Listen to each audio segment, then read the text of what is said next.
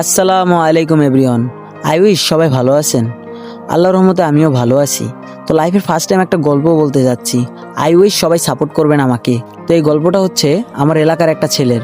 সে একটা রিলেশন করছিল, তারপর সে মেয়েটা তাকে ছেঁকা দিয়ে চলে গেছে। এই বেসিকে সে একটা গল্প লিখছে। তো সেই গল্পটা আমি আজকে আপনাদের মাঝে প্রকাশ করব।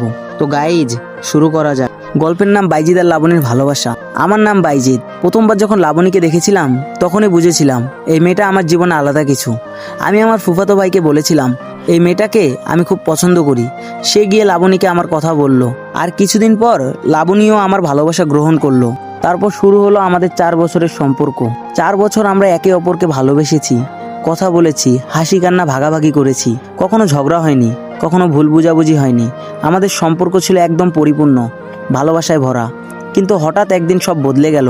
লাবণী ধীরে ধীরে আমার কাছ থেকে দূরে সরে যেতে লাগলো।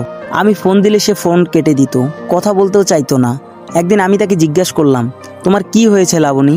সে বলল, আমার ফ্যামিলি তোমাকে কোনোদিন মেনে নেবে না। আমি বললাম, তুমি তো আগে এরকম কথা কখনো বলনি। তখন তো বলেছিলে আমার সঙ্গে পালিয়ে গিয়ে সংসার করবে। লাবণী নিঃশব্দে বলল, ওগুলো সব আবেগের কথা ছিল।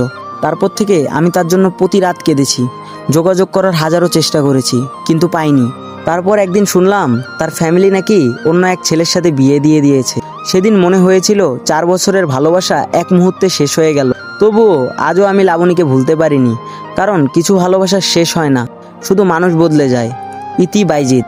তো গাইজ, জানি না গল্পটা কার কাছে কিরকম লাগলো, কিন্তু আমার কাছে মোটামুটি অ্যাভারেজ ভালোই লাগছে। তো গাইজ, তোমরাও যারা ক্যামেরার সামনে বা এমনি ভয়েস ওভার করতে পারো না, তোমরা চাইলে তোমাদের লাইফের গল্প আমার ইনবক্সে পাঠাইতে পারো।